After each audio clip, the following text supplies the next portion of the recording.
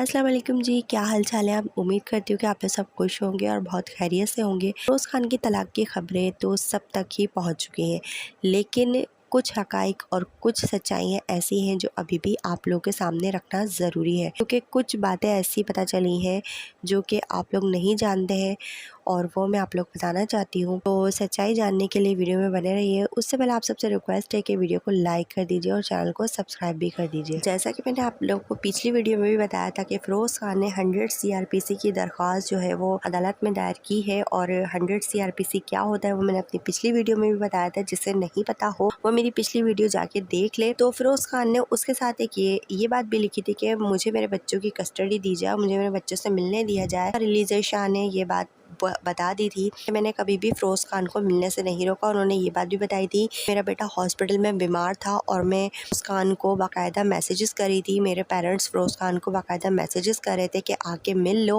लेकिन फिरोज़ खान नहीं मिले और उन्होंने फ़ोन पर ही ये कह दिया कि अपने बेटे के लिए दुआ करें, और मैं भी अपने बेटे के लिए दुआ करता हूँ। अलीज़े का ये भी कहना है कि मैं फाइनेंशियली इतनी स्ट्रॉन्ग नहीं हूँ, हॉस्पिटल के बिल पे कर सकती। मैंने इसी वजह से फिरोज़ खान से कहा था कि उनका बेटा बीमार है, वो आकर अपने बेटे से मिल लें, लेकिन फिरोज़ खान ने यही कहा कि मैं दुआ करता हूँ और आप भी दुआ करें। अलीज़े ने ये भी कहा कि मेरे बहुत कहने पर फिरोज़ खान ने बेटे का एडमिशन कराया, और एडमिशन उन्होंने अपने घर के इलाके के स्कूल यानी जहाँ वो रहते हैं डीएचए में, वहाँ करवाया, और मेरी रिहाइश जौहर में है। तो मैं ख़ुद भी एक कराची की रहने वाली हूँ, और जौहर से गुलिस्तान जौहर से डीएचए का रास्ता बहुत ज़्यादा है। तो उनका यही कहना था कि मेरे पास कोई भी कन्वेंस नहीं होती है, और मैं जो हूँ रोज़ाना इतना फ़ासला तय करके अपने बच्चे को पिक एंड ड्रॉप नहीं दे सकती हूँ। तो मैं अपने बच्चे का एडमिशन अपने घर यानी अपने मैके के करीब कोई भी स्कूल है वहाँ कराना चाहती हूँ। उसके बाद अलीज़े ने मज़ीद बताया कि फिरोज़ खान मुझे बुरी तरीके से मारते थे, पीटते थे, और मेरी चीखें मोहल्ले वालों ने भी सुनी है। मेरी चीखें सुनकर मोहल्ले वाले भी उठकर आ जाते थे, और ये 1 साल पहले की बात है कि जब फिरोज़ ने मेरे सर पे गन भी रखी थी और मुझे खुद मैके छोड़कर आए थे। लेकिन उसके बाद हमारी सुलह सफाई हो गई थी, तो फिरोज़ खान मुझे वापस अपने घर ले गए थे। लेकिन इस 1 साल में मेरी बर्दाश्त से बाहर हो गई।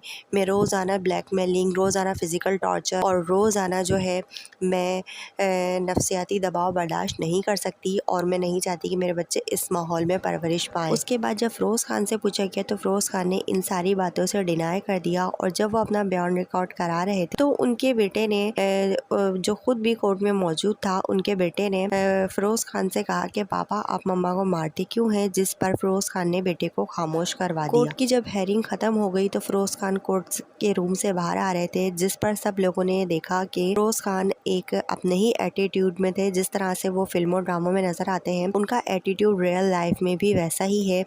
जब वो कोर्ट से बाहर आ रहे थे तो लोगों ने उनसे कुछ सवालात किए, जिस पर उन्होंने कोई जवाब नहीं दिया, और एक अपने ही एटीट्यूड से भरे अंदाज में कहा कि अल्लाह हक है, अल्लाह सच है, और जो होगा अल्लाह देखेगा। मुख्तसर सा अल्लाहू अकबर का नारा लगाते हुए, जैसे कि उन्होंने जंग फतह कर ली हो, अल्लाहू अकबर का नारा लगाते हुए वो कोर्ट रूम से बाहर आ गए और वापस चले गए। अलीज़े ने मज़ीद ये बताया कि मैं कभी भी इस बात को सोशल मीडिया पर नहीं लाती, लेकिन जब ये मेरे बच्चों का खर्चा नहीं दे रहे हैं, और जैसा कि मैं आपको बता रही हूँ कि मेरी जो बच्ची है वो 4000 रुपये का सिर्फ दूध पी जाती है, और फिरोज़ खान ने महीने सिर्फ 20,000 रुपये दिए दोनों बच्चों के, जिस बात पे मुझे गुस्सा आया। मैंने सोशल मीडिया पर ये सारी बातें सामने रख दी कि मेरे साथ अब तक 4 सालों में होता क्या रहा है। मैं यही चाहती हूँ कि मेरे बच्चों का पूरा खर्चा दिया जाए, उनकी मेंटेनेंस का पूरा खर्चा दिया जाए, ताकि मैं अपने बच्चों को अच्छी ज़िंदगी दे सकूँ।